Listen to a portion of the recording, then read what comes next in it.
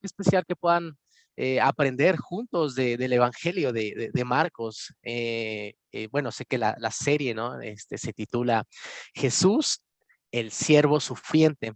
Y anteriormente ya había tenido la oportunidad de compartir con ustedes también una parte de un capítulo y hablaba acerca de que el Evangelio de Marcos, algo fascinante, es de que hace un énfasis en las obras de Jesús que vemos a un Jesús más de acción y menos de palabras, no quiere decir que no sea importante las palabras, ¿no? Pero vemos a Jesús actuando, ¿no? Un máximo de obras, un mínimo de discurso. Entonces, es algo bien enriquecedor también saber que Jesús es un hombre que pues está ahí activamente.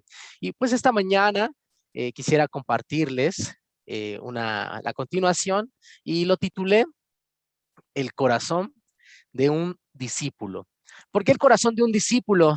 Porque el discípulo no solamente tiene que estar encaminado a aprender, sino también a llevar la enseñanza de Jesús al corazón propio. Entonces, creo que es increíble, es algo poderoso que tú y yo tenemos. Podemos aprender de Jesús, pero también llevarlo a nuestro corazón. Entonces, quisiera que me acompañen a una oración para que podamos continuar con el capítulo que corresponde al día de hoy. Entonces, acompáñenme a orar. Querido Padre, muy buenos días. Te damos las gracias por esta mañana que nos permites estar aquí con la región Azcapotzalco. Te pido muchísimo, Dios, porque en esta mañana podamos apasionarnos de estudiar tu palabra, Padre, podamos enriquecernos, llevar a nuestro corazón tu enseñanza, recordar que un discípulo sí es un aprendiz, pero también, además de que es un seguidor, es alguien que lleva tus enseñanzas, Dios, al propio corazón, Dios. Y mi Dios, pues quisiera orarte por esta región, porque cuides de los también enfermos que puedan, pues estar ahorita presentando quizás síntomas de COVID o de alguna otra enfermedad. Y Padre, que seas tú, Dios, el que pues nos acompañe, Dios, también en nuestro dolor, a lo mejor físico, también emocional, porque pues sabemos, Dios, también lo difícil que puede ser cuando vemos a seres que amamos también enfrentar situaciones pues complicadas. Quédese con nosotros en esta mañana, abra nuestra mente, nuestro corazón, para que podamos juntos, de verdad, poder escucharte a través de tu palabra. Te amamos, Rey, y te pedimos todo en el nombre de Jesús. Amén. Pues vamos a leer el capítulo.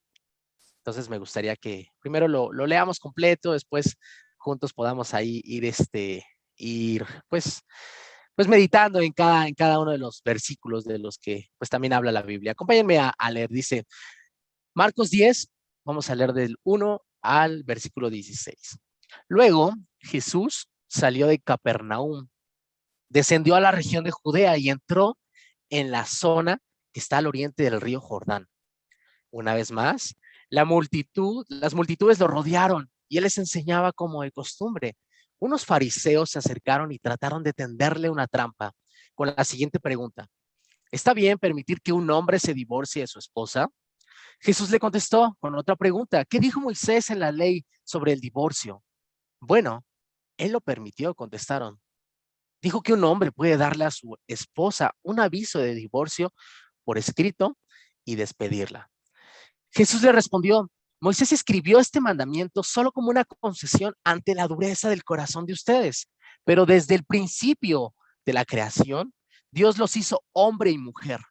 Esto explica por qué un hombre deja a su padre y a su madre y se une a su esposa, y los dos se convierten en uno solo, como ya no son dos sino uno.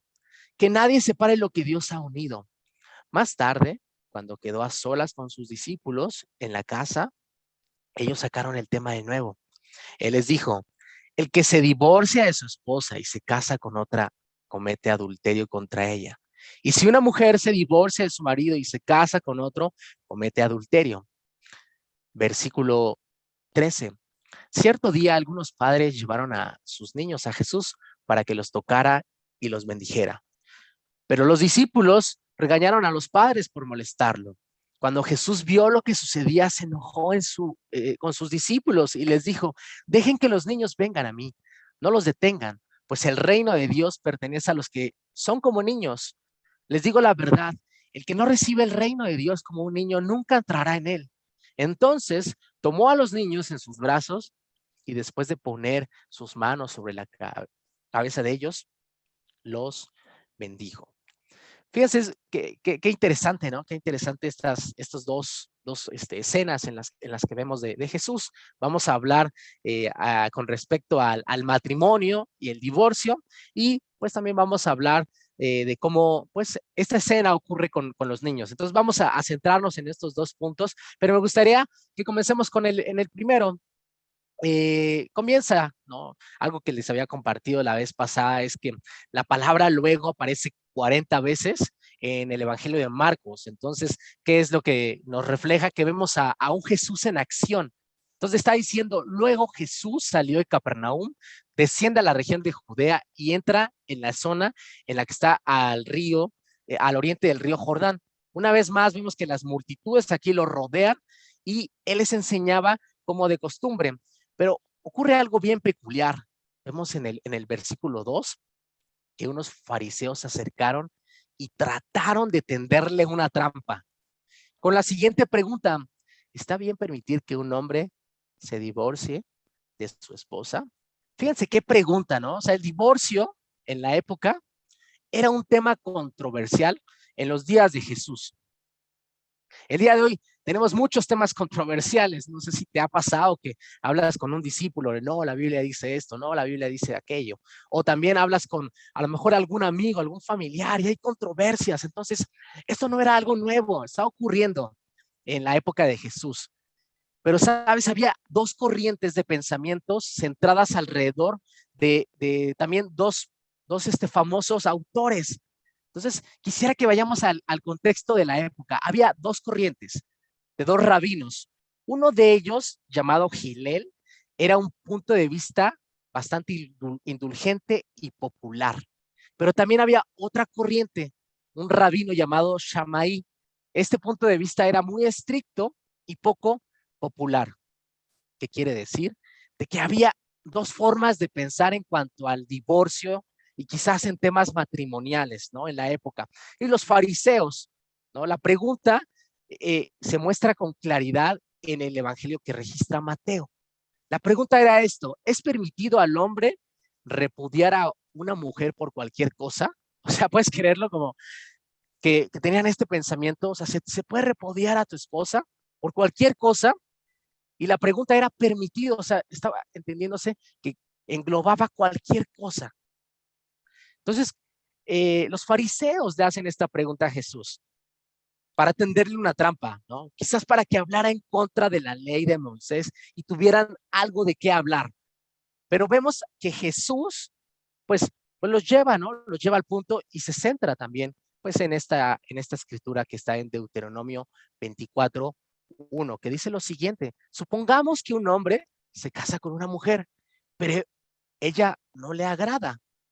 Resulta que él encuentra algo reprochable en ella, entonces escribe un documento de divorcio, se lo entrega y la echa de su casa. O sea, el debate entre los rabinos intentaban contestar la pregunta: ¿qué es reprochable? ¿Tú qué crees que podría ser algo reprochable?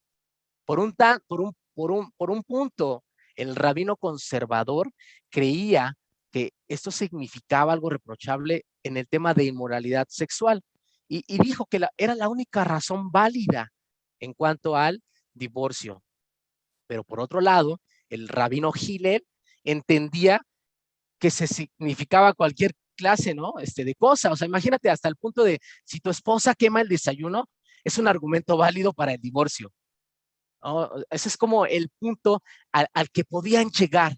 O sea, tu esposa podía echar quizás a perder un platillo si ella divagaba en las calles, si hablaba con un hombre extraño, si ella era irrespetuosa, quizás en las relaciones con su esposo dentro de una audiencia, ¿no? Si era una mujer a lo mejor que peleaba a tal punto de que se escuchaba en la próxima casa. Eso entendían que podía ser un tema del cual tú pudieras reprocharle y pudieras divorciarte. Incluso había otros pensamientos más radicales, ¿no? En el que significaba que si tú, hombre, veías a una mujer más delante, que tu propia esposa, eso era algo, ¿no? Como que ya la estabas repudiando por eso. Entonces, vemos que los fariseos intentaban atrapar a Jesús para que él hablara en contra de Moisés de la manera popular de la época. Ellos esperaban atrapar a Jesús con este pensamiento, ¿no? Que ellos tenían. ¿Y qué crees? ¿No? ¿Qué hace algo Jesús que tú y yo tenemos que imitar? No quisiera salirme de contexto, ¿no? Pero quisiera pues compartirte que hoy en nuestra época estamos enfrentando situaciones iguales, ¿no? Cuando estábamos Itzel y yo en Chile, ¿no? Algunas veces yo compartiendo en la universidad, hay muchos grupos religiosos, ¿no? Y recuerdo pues tener conversaciones con algunos chicos y a veces sus preguntas no iban enfocadas como a la relación con Dios, sino a veces ellos me preguntaban desde el inicio, oye, ¿y tú qué piensas? ¿La salvación se pierde o no se pierde? ¿No? Me hacían preguntas así como algunas corrientes, ¿no? Creen que la salvación no se pierde. Entonces, me hacían así, ¿no? Constantemente algunas cosas que, pues, de alguna forma sí son importantes, pero yo recuerdo, ¿no? Y obviamente ya después de haber cometido muchos errores, que el punto era llevarlos a qué dice Dios, ¿no? Y aquí el punto central es como, ¿qué dice la Biblia? ¿No? Sobre algunos aspectos, no qué digo yo, no cuál es mi pensamiento, sino qué dice Dios y qué dice la Biblia. Entonces, por eso es que vemos a Jesús, ¿no? A lo mejor él pudo haber contestado, ¿no? Su punto de vista y lo que para él era la verdad, que él tenía la verdad. Pero aquí el punto fue llevarlos a, ¿qué dice Moisés? Y vemos a continuación, ¿no? Lo que pasa, o sea, el versículo 3 es, Jesús responde con otra pregunta, es, ¿qué mandó Moisés? Jesús hace un énfasis en el corazón del asunto de Deuteronomio que acabamos de leer. O sea, ¿qué dice Deuteronomio? Moisés mandó el divorcio. Aquí les pregunto, pueden contestarlo en el chat. De acuerdo a lo que leímos en Deuteronomio, ¿es un mandato el divorcio o no es un mandato el divorcio? Vemos que Moisés lo permitió, ¿no? Y esto iba en contra de la enseñanza de uno de los rabinos de la época, ¿no? Que les estaba diciendo que era bastante popular, el rabino Gilel, quien enseñaba que era un deber justo el poder divorciarte de tu esposa si ella ya no te agradaba en cualquier forma, ¿no? Era un deber, pero, ¿sabes? No era así, ¿no? Incluso los rabinos de la época tienen un dicho, ¿no? Y es que si un hombre tiene una mala esposa, es un deber religioso divorciarse de ella. Y Jesús fue en contra de esta manera de pensar de la época, porque, sabes, no era un deber. Dice que Moisés lo permitió por una razón. Él lo permitió solo como concesión por la dureza del corazón. Porque así es el corazón a veces, duro. Nuestro corazón a veces se puede volver duro. ¿Qué dice la Biblia, no? O sea, Moisés permite el divorcio como una concesión debido a que el corazón se endurece. Nunca fue ordenado por Dios, pero sí permitido debido al corazón. A lo mejor, ¿no? Una dureza de parte de la ofensora por alguna infidelidad. También era permitido, ¿no? Debido a la dureza, a lo mejor de la parte ofendida, porque ya no podía perdonarlo, ¿no?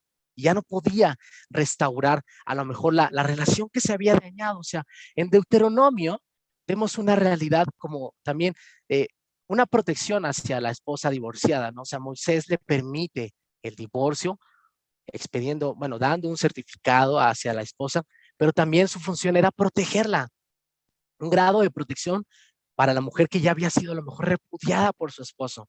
No tenía otro fin como el que se estaba llevando en la época.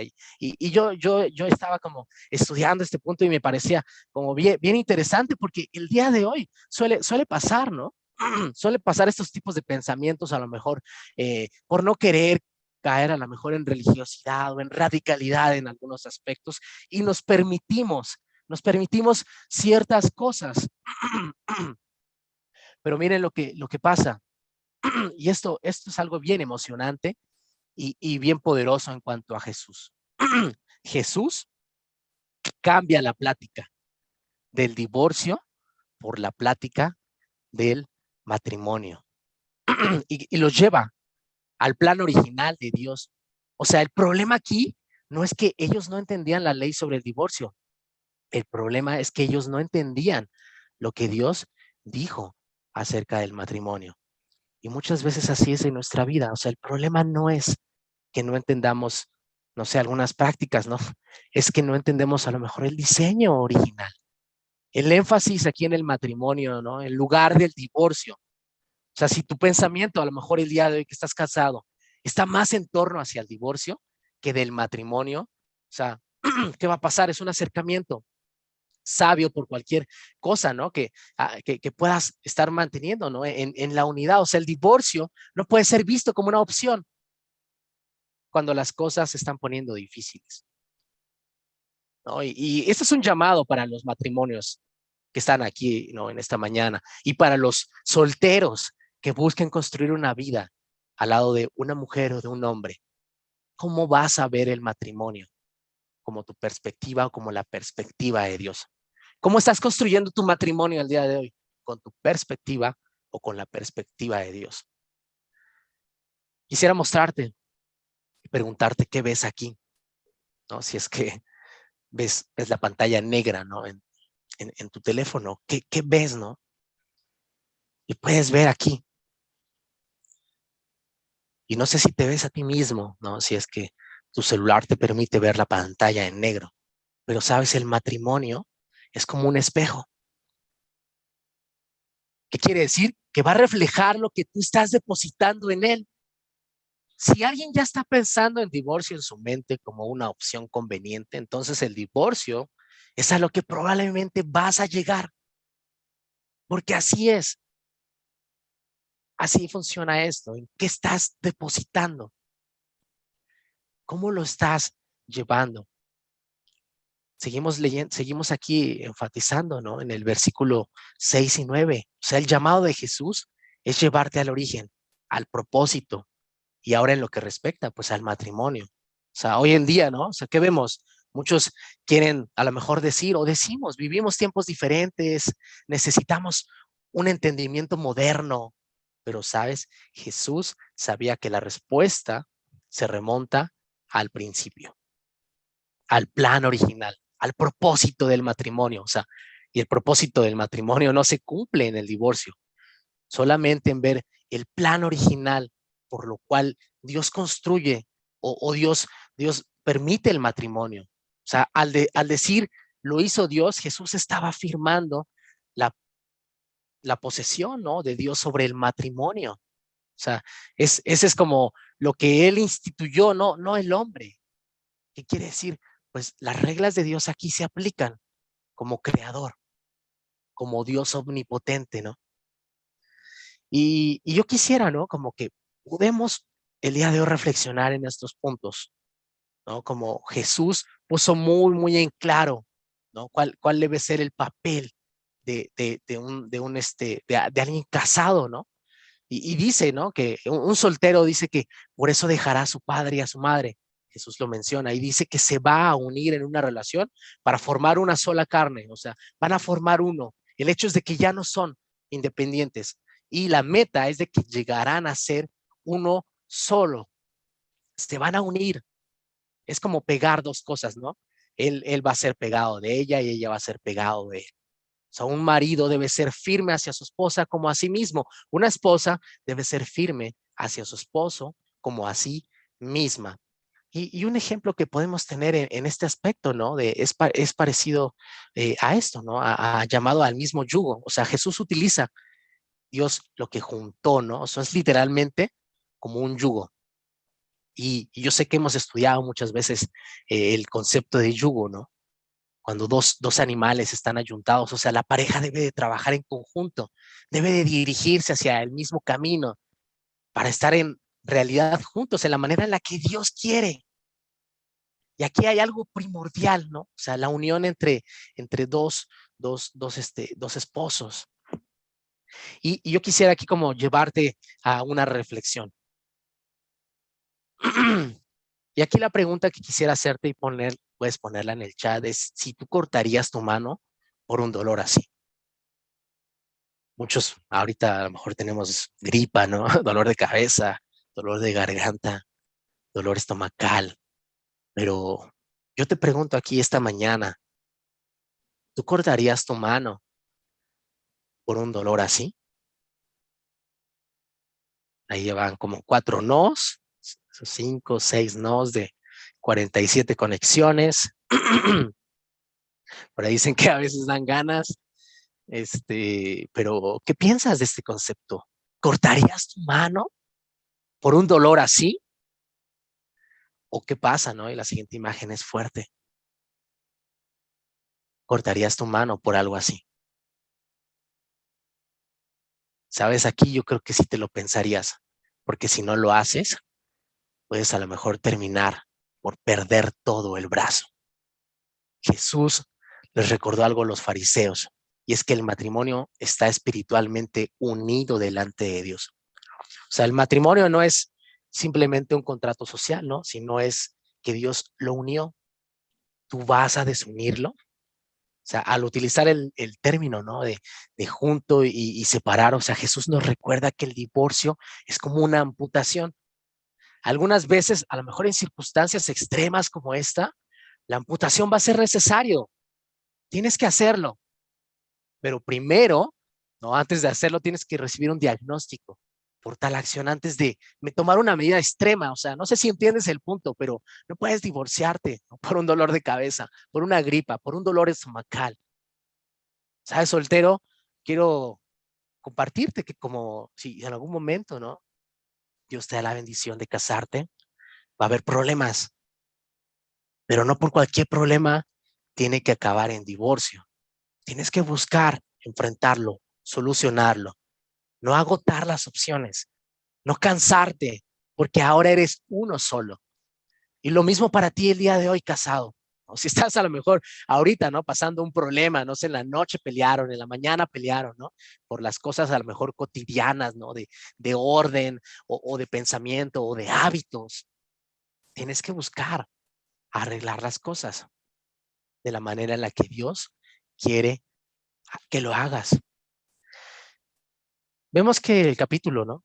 Concluye, bueno, esta parte con otra conversación del tema con sus discípulos. O sea, sus discípulos ya a solas, ¿no? Luego le preguntaban cosas a Jesús.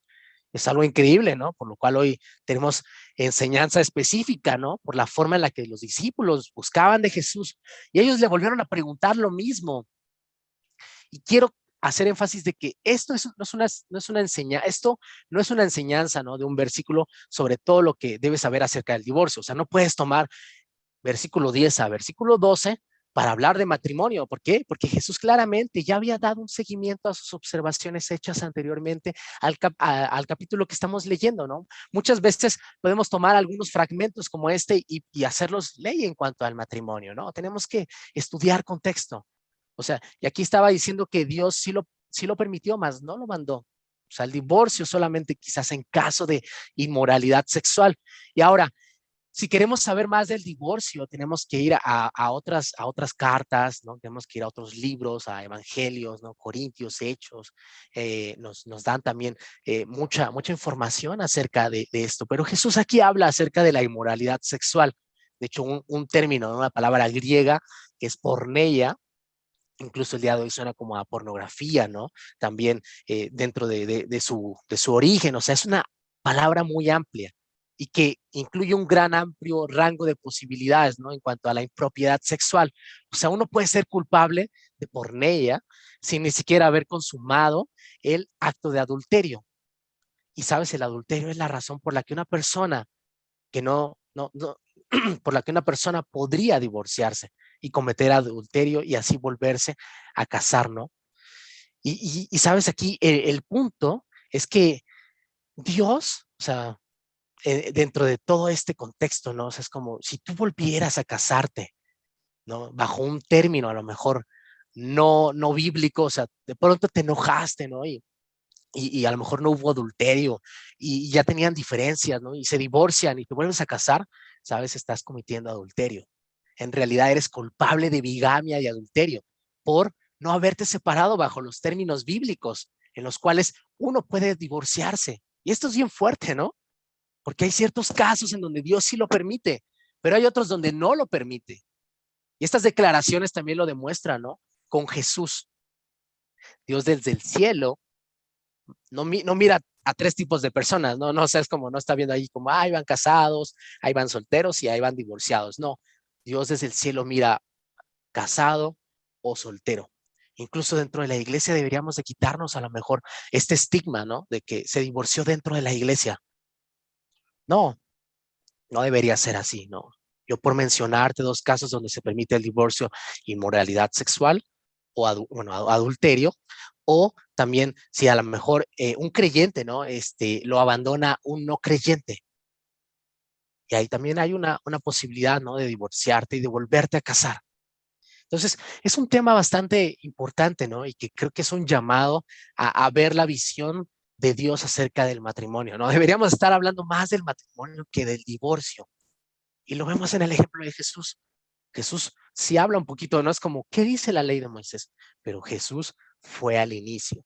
Y aquí un llamado que quiero hacerte es que vayamos a la palabra, vayamos al inicio, vayamos a lo que Jesús enseña, ¿no? En cuanto a este tema, y es que tú y yo tenemos que centrarnos en lo que dice la Biblia, no en lo que dice la época, no lo que dice, ¿no? Quizás los conceptos modernos.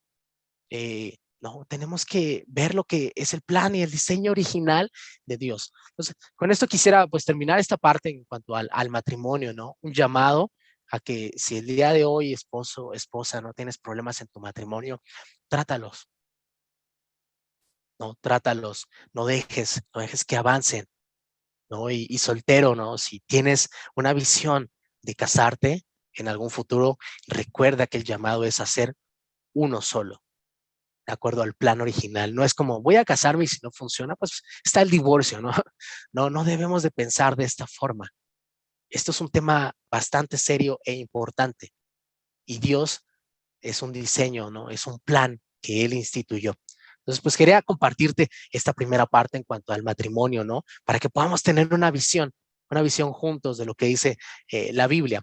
Pero vamos a la siguiente parte, ¿no? En la que pues Jesús también aquí empieza a compartir y aquí habla acerca de que Jesús bendice a los niños.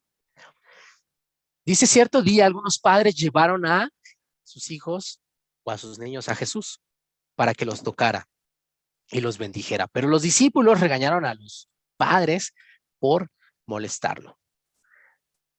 Próspero es la palabra que se utiliza, ¿no?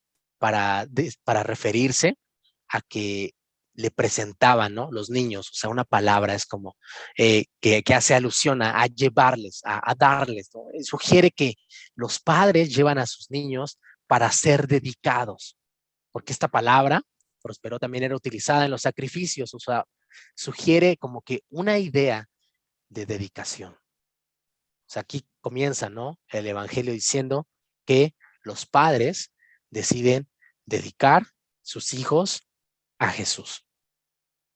Y algo bien que vemos aquí, ¿no? Los discípulos los regañan, ¿no? Que estaban presentando a sus niños, pero, ¿sabes? Debido al corazón que podemos ver aquí de los niños y deseo de ir a Jesús, nosotros jamás deberíamos de bloquear este camino. Y muchas veces así pasa, ¿no? O fracasar en proveerles el camino, ¿no? Veía la bienvenida, ¿no? Por la familia, y es animante ver servir a los hijos, ¿no? Dentro de la iglesia, ¿no? Veía también ahí en algunas cámaras que algunos cantando y estaban ahí también niños, ¿no? Cantando alabanzas. Y eso es importante. Debemos proveerles el camino, un camino hacia Dios, no estropearlo. O sea, nosotros, ¿no? El día de hoy sabemos más de Jesús en comparación de lo de estas mujeres de Judea, ¿no? Y aquí la pregunta es, ¿existe alguna razón por la cual hoy no debas de traer a tus propios hijos a Jesús? Si estas mujeres, quizás no sabiendo tanto, ¿no? Como tú y yo sabemos de Jesús, fueron dispuestas a llevarles a Jesús, tú y yo no deberíamos de impedírselo después de conocer a quién es Jesús. Jesús dice, dejen que los niños vengan a mí. Y es algo bien importante, ¿no? Y a mí me inspira cuando veo a los niños porque les encanta, ¿no? Les encanta ir a Jesús. Vemos también que en el ministerio de Jesús, ¿no? También un gran amor. y admiración hacia ellos, debido a su pureza, ¿no? En cuanto al corazón. O sea, cuando a los niños no se les permite quizás amar, cuando a los niños se les impide a lo mejor aprender, ¿no? De Dios, puede tener consecuencias en su futuro. Quizás en sus vidas no pueden crecer con amargura, con resentimiento, con dolor. Y yo pues te lo comparto, ¿no? Porque pues mi madre me traía desde muy niño a la iglesia y ella me permitió poder amar a Jesús, poder enamorarme de Jesús a temprana edad, ¿no? En mi adolescencia, pues sí, me decidí a alejar, ¿no? Decidí hacer otras cosas, ¿no? Tomar otras decisiones que, pues sí, marcaron, ¿no? Mucho mi vida, pero algo bien importante que recuerdo, ¿no? De niño es el amor de la iglesia y el amor de Jesús, y por el cual el día de hoy estoy convencido que estoy aquí. Entonces, quisiera como transmitirte eso. Los niños, y aquí pues una foto, ¿no? De su ministerio de niños. Me imagino que ya varios ya deben de estar bien grandes. No sé cuántos años pueda tener esa foto ahí, pero, ¿sabes? Quiero compartirte que es un deber tanto para los colaboradores del ministerio de niños, obviamente no una responsabilidad porque esta es de los padres particularmente, y también un deber, pero, ¿sabes? Las oraciones y palabras a lo mejor que tu padre puedas tener van a significar mucho en la salvación de tu hijo cuando crezca. Y es muy importante traer a los niños delante de Jesús cuando recordamos que ellos tienen toda la vida por delante también para servirle. Si ahora transmites en su ser a Cristo, en un futuro ellos podrán, dice la Biblia, tener días largos, felices y santos delante de lo que viene, ¿no? En cuanto a su servicio, en cuanto a su corazón de Dios. O sea, quién sabe, ¿no? Qué gloria a lo mejor ellos puedan tener, ¿no? Para darle a Dios. Y aquí pongo algunas imágenes, ¿no? Yo estoy muy animado, ¿no? También de ver a sus ministerio estudiantil, ¿no? Sirviendo también con respecto a los niños. Aquí está Manu vestido como rey mago, ¿no? Y aquí pues algunos otros discípulos también, ¿no? Que están en el ministerio estudiantil, sirviendo. Como saben, pues tenemos un desayunador, ¿no? En Hope, y ahí hay niños, ¿no? Que están siendo alimentados, alrededor de 250 niños cada día reciben. Y yo quisiera también, yo quería el día de hoy también agradecer a ustedes porque los chicos, ¿no? Nos transmitieron que ustedes estuvieron apoyando, ¿no? En los aguinaldos, ¿no? Hicieron el llamado para que pudieran apoyar, ¿no? En esta causa de que íbamos a hacer una posada hacia los niños del desayunador, y ustedes llegaron. Y yo quería como resaltar eso de ustedes y agradecerles también, ¿no? De que los chicos están viendo también su interés por apoyar, ¿no? Y yo quisiera que este año podamos crecer más en servir. Tenemos un ministerio donde podemos servir a los niños, ¿no? No solamente en la iglesia, que es muy importante, pero también tenemos, ¿no? Este ministerio que podemos dar y entregar esperanza hacia los niños. Y es un mandato de Jesús, ¿no? También el hecho de cómo podamos a lo mejor el día de hoy ver a los niños, ¿no? Porque podemos aprender muchos de ellos. Y vemos en el versículo 15, ¿no? Que dice que recibir el reino de Dios, el llamado a como los niños lo hacen. ¿Por qué? Porque los niños no son únicamente, ¿no? Como para bendición, también son ejemplo de cómo nosotros debemos entrar en el reino con una fe como la de un niño. A lo mejor si hoy tienes un niño en casa, sé que es una bendición, pero también debe ser un ejemplo para ti. Tienes el ejemplo poderoso de cómo entrar en el reino con la fe de un niño. Debemos de venir a Dios con una fe que confía en Dios, como en la misma fe con la que confía un niño en su padre. ¿Y a poco no, no? Eso es como los niños les dejan todos los problemas a los padres. ¿No? ¿No te ha pasado que a lo mejor tú vienes cansado de trabajar y él pues ni se preocupa, ¿no? De qué va a comer o de qué va a vestir, ¿no? O sea, porque toda su responsabilidad está, toda su confianza está depositada en los padres. ¿no? Y el énfasis no es de que los niños sean humildes o inocentes, porque muchas veces no es así. El énfasis está en el hecho de que los niños reciben y no sienten necesidad de ganarse algo para obtenerlo. Esto es poderoso. Los niños están en una posición que a menudo es como más de recibir. Ellos no rechazan los regalos. ¿O a poco le has dado una vez un regalo, no? Y él te ha dicho, no lo quiero, ¿no? A menos que sea quizás algo que no sea algún berrinche, ¿no? Pero ellos no rechazan los regalos debido a que tengan un orgullo de autosuficiencia. ¿No? Muchas veces nosotros podemos rechazar el regalo por creernos autosuficientes. O sea, sí debemos de recibir el regalo, ¿no? Y el reino de Dios como un niño, porque seguramente no entraremos en él por lo que hagamos o lo que nos ganemos, sino por su gracia, sino por su dependencia, sino por su confianza, por la confianza que podamos depositar en Dios. Y finalmente vemos que Jesús bendice a los niños, ¿no? De una manera muy sencilla, pero poderosa, ¿no? Los bendice, ¿no? En un antiguo griego, ¿no? Hace énfasis en el que dice bendecir fervientemente. O sea, ¿cómo reciben los niños, no? Tal bendición por parte de Jesús, debido a que los niños pueden recibir, ¿no? Sin intentar ganárselo o hacerse dignos. O sea, muchas veces tú y yo podemos decir, pues me lo merezco, me lo he ganado. O sea, necesitamos recibir las bendiciones de Dios de la misma manera, ¿no? Sin pretender que ya lo ganamos o que ya lo hicimos. Y quisiera concluir con lo siguiente, ¿no? Con dos preguntas. ¿Qué convicciones vas a desarrollar y fortalecer en el matrimonio? ¿No? En cuanto al corazón de un discípulo, recuerda que un discípulo guarda en su corazón el diseño original de Dios. Y lo segundo es, ¿estás dispuesto a recibir el reino de Dios con el corazón de un niño? Un discípulo está dispuesto no solamente a desarrollar el corazón de un niño, ¿no? En sus vidas, sino también de imitarlo en cuanto a la dependencia de Dios, como ellos lo hacen con sus padres. Entonces, es lo que quería compartirte esta mañana. Espero que te haya animado, que te haya desafiado, que te haya inspirado a poder estudiar más del tema, de poder llevarlo, ¿no? El corazón de un discípulo es llevarlo, ¿no? A sus vidas. Entonces, pues gracias por la oportunidad también de poder estar aquí. Me anima mucho. Espero que pronto pueda ser presencial cuando nos veamos y pues que a Dios sea la gloria.